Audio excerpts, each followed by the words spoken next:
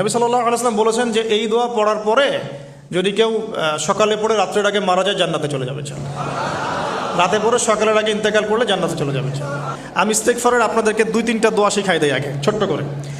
1 number, যারা একটু পড়াশোনা করেন মাশাআল্লাহ তারা এইটা পড়বেন, সাইয়্যিদুল ইস্তেগফার। সাইয়্যিদুল ইস্তেগফার আমার সাথে বলবেন, আল্লাহুম্মা আনতা রাব্বি লা ইলাহা ইল্লা আনতা খালাকতানি আনা আবদুক ওয়া আনা আলা আহদিক ওয়া ওয়া'দিকা মাস্তাতা'ত আউযু বিকা মিন শাররি মা সানা'ত আবুউ লাক বিনি'মাতিকা আলাই ওয়া আবুউ বিযানবি ফাগফিরলি ফাইন্নাহু লা ইয়াগফিরুয যুনুবা ইল্লা আনতা।